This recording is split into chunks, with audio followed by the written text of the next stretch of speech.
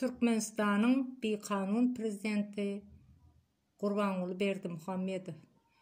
Seni Türkmenistan'ın halkı islanok, senin oğlun Serdar Berdimuhamedov hem Türkmenistan'ın halkı yurttaşında gezip gören, içinde gezip gören hiç kim sizi islanok. İstemeyersin. Sende adalet yok. Sen zalimsin, diktatörsün, bir gestapasın. Yaşacık çempionumuzu öldürdün. Öz atanı elin bilen toprağa verdin, elin bilen mazara koydun. Yöne Türkiye'de neçe sani yaşacık oğlanlarımız öldü. Şon cenazasına en atası hiçem gelip bilmedi. Onu da sen günahkar. Şu yerde Türkiye'de iyesizlerin mazarında kaldı. Çağacıklar. Öz Türkmenistan'ımıza koyu bilmedik. Onu da hemmesine sen günahkar. Türkmenistan'na Süleyman Tursunbayev'i elin bilen vahşilerce öldürttün. Çağacık gözü görmedi. Kellesinin sünklerine çelli ezim ezdin. Erkeklik tarafına depilip o edildi. Hemme yeri. Şehidip acı çekip şehit oldu. İnşallah şehidin kanı yerde kalmaz. Biz seni İslam'ız yok. Sen oğlunum İslam'ız yok. Senin tohum tiyicin 7 puştunu Türkmenistan'ın halkı.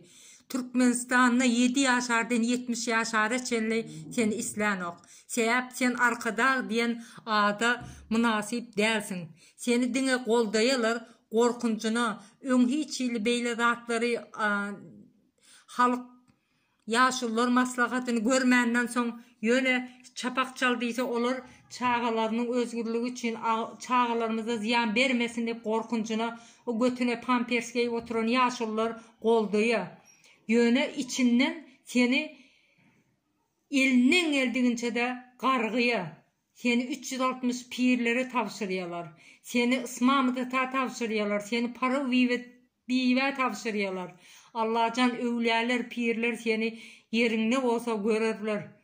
Sen cezanı verirler, Allah belanı verir. Seni biz İslam'da Gurbanguly Berdimuhamedov mını kulağını aç kovuca dinle. Oğlunum İslam'da yok. Sen adalet yok sende. Bu mu senin arkadağlığın? Halk dışarı yurtlarda tozup diyor. Bu mu senin arkadağlığın? İyesizlerin mazarında kaldı yaşacık oğlanlarımız. Bu mu senin arkadağlığın? Türkmenistan'daki çempiyon olan oğlumuzu elin bilen öldürttün. Zalim gestapo. Bu mu senin arkadağlığın? Arkadağ ol bir zat ettim menni göze görünür yazadı gör köz.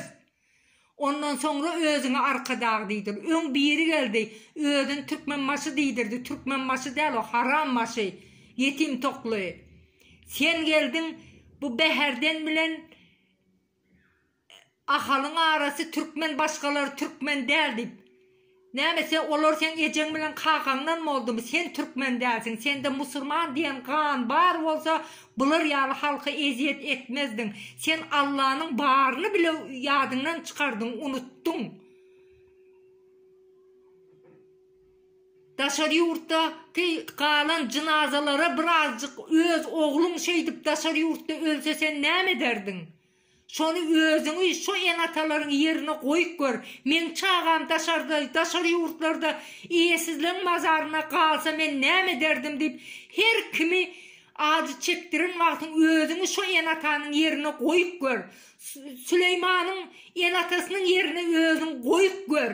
Senin var ölen atanım mazarına dik otursun. İki dünyası berbat olsun, bivat olsun. Ecen o köyüne kalan kurtesini muzeye koydum deyip göstermelik yapma. Ol iyil içinde göstermelik ediyemez. Senin nehil adamdığını, nehil zalimdığını, nehil diktatırdığını ehli halk Türkmenistan'ın, bütün Türkmenistan'ın halkı sen tanıya.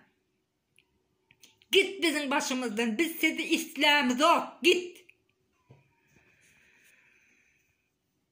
Hoş sağ olun vatandaşlar. Yine de görüşeceğiz.